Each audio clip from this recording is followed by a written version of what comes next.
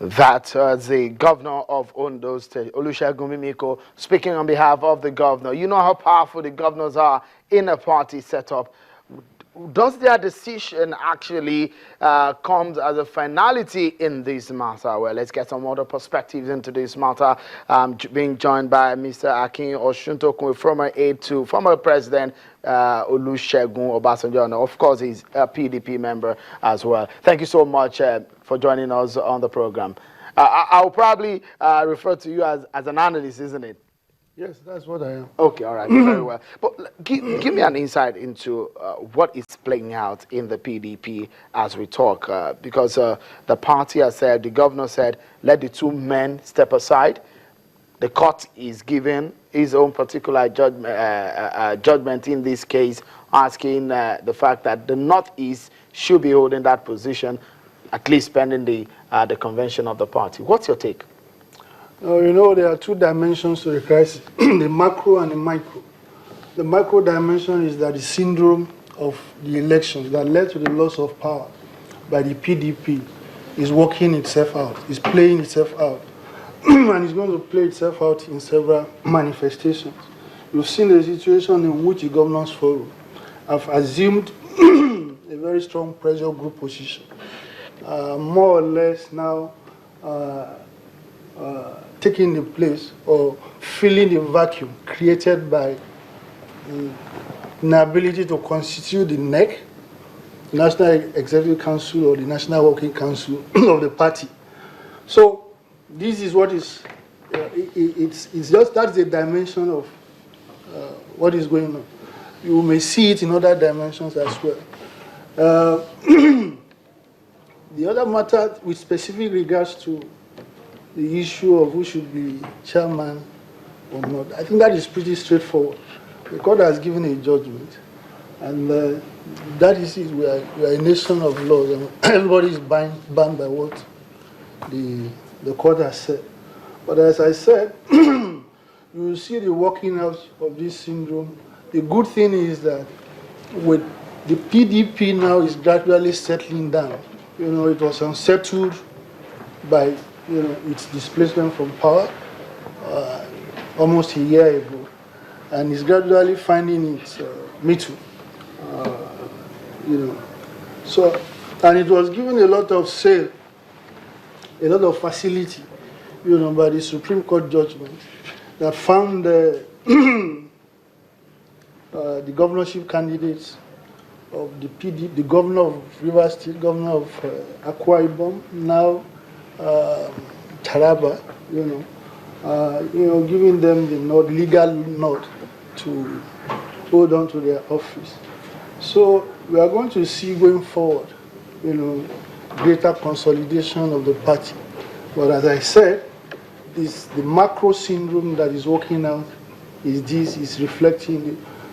In due course, you will not find the governors coming forward to make statements authoritative on behalf of the party. Because, sorry if I may cut in, the governors came forward to say it seems they're not happy with Mr. Gulak, because if the court has said let him stay, because they feel that Mr. Gulak feels Prince Secondus has overstayed the time where he's supposed to be acting when the former chairman actually stepped aside. And it looks so much like the governors are taking a side, does it?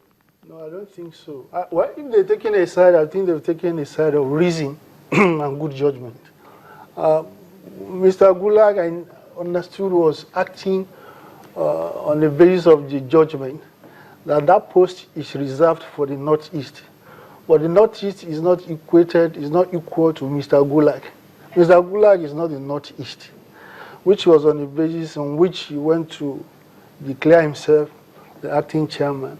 So it's not that this is reasonable. It's good judgment. I mean, if the court comes to affirm what it has said, I was never in any doubt, and I don't think anybody will think rationally, will find fault with that. I don't know why Mr. Secondus' position may not find favor in law. That does not mean it shouldn't translate into another illegality or individual self-assertion.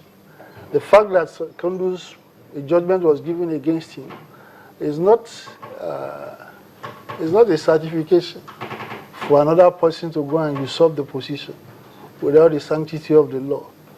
The judgment that was given was that, yeah, that position is reserved for the Northeast, but the Northeast is not equal to Mr. Gulak. All right.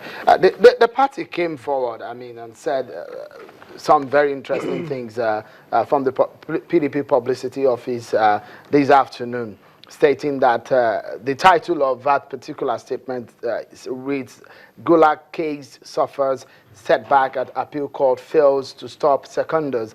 And we went further to say former political advisor to President Gulak, Jonathan Haji Ahmed Gulak, on Thursday, the Court of Appeal Abuja Division failed to secure interlocutory injunction to stop the acting national chairman, Prince Uche Secondos, from operating in that capacity.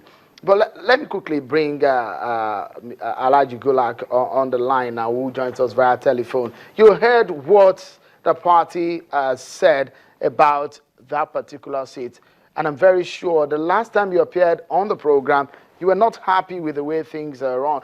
Are you satisfied with the way things are turning now?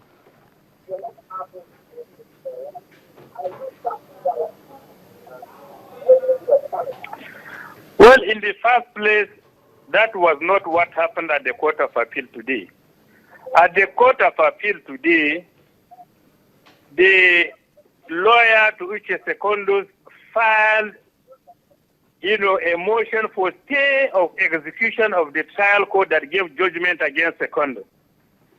That was what happened today, and the case was adjourned to 22nd day of this month for parties to file written addresses for the court to now decide on whether or not they can stay the execution of the trial court.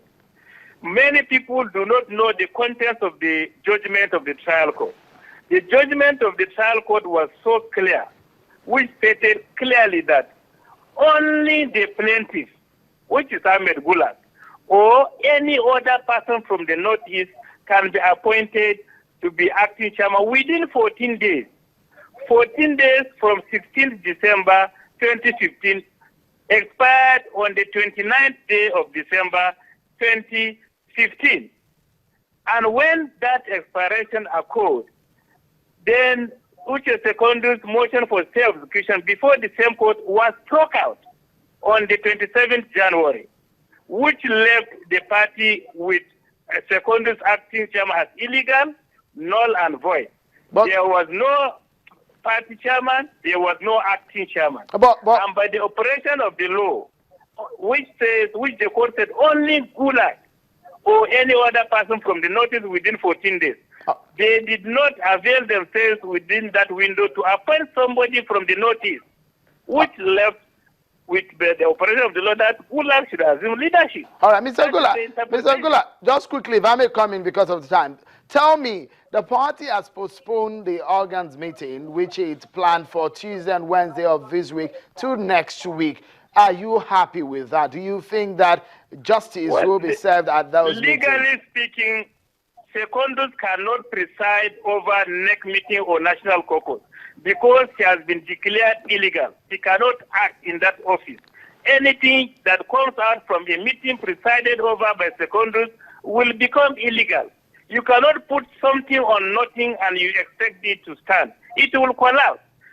Any decision, any result from a meeting presided over by Secondos can be challenged, and the court, by going by the judgment already in place, which has not been reversed, that Secondos is illegal, he cannot occupy that office, he has vacated office on the 29th December 2019. All right. So the issue is, even if he calls a meeting, she cannot preside over. All right. Thank you so much, Mr. Gulak, for talking to us on this matter. We'll take a moment now. When we return, Mr. Akin Oshotokun is still with us, and he's going to be giving us more perspectives on the leadership crisis of the party. Don't forget, an acting BOT chairman has also emerged. He was a former secretary of the BOT.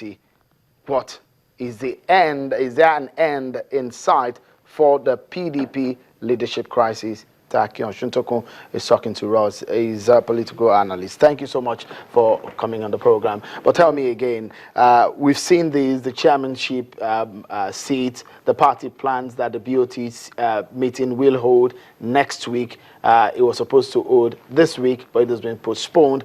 But the BOT met, putting aside that postponement clause and stating that they've elected a new acting chairman, who is Senator Gibber. What are your takes? Do you see that a party is going to put an end to its crisis to move forward? You see, there are many externalities to the crisis. There are many things that are working together, that creates this situation of flux. It's a very fluid situation for the party, for the PDP.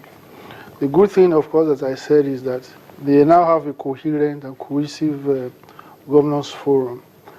But there is no vacuum, in law. I think the lawyers said that, I'm not sure.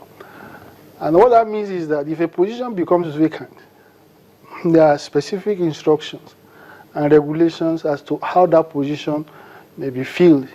And it will be in the PDP constitution. In the absence of the substantive chairman, I think maybe the deputy national chairman acts for him. In the absence of a deputy national chairman, I think the secretary. You cannot plug this, I presume, is the basis on which Senator Wali Jibrin is the acting BOT chairman. And as with that, it's a stopgap measure. He has not become the substantive chairman. There's a difference between in an acting capacity and so you can act for one meeting. Like if you convene a meeting now, for the purpose of this meeting today, we want you can be appointed an acting chairman. There are several variants of acting capacity that you can have. I just quickly wanted to touch on this because we need to close now. Tell me, ahead of the party's convention in March, people have been anticipating and looking forward to it. What do you see happening? Well, all these issues will finally lead to rest. The issue of who is the chairman, who is not the chairman, or who is the chairman. Of course, the governor's forum will remain for a long time as the most powerful pressure group within the party. In the absence of the president. When the party produces the president is the leader of the party. And of course, the president is an institution on himself. So do you see the PDP becoming a viral opposition in this? Of course, yes. Yeah, I think so far, so good. Given what has happened, given the way the elections turned out, I think that, the legal judgment that was given in the favor of those governors will help the PDP to settle down and stabilize. All right. Thank you so much, Mr. Akin Oshuntoku. Many thanks. It's always a pleasure having you on the program. Thank you. Well, that's been the show for today. Many thanks for being such a great companion on behalf of the team. I'm Sean Wakimbale. Bye for now.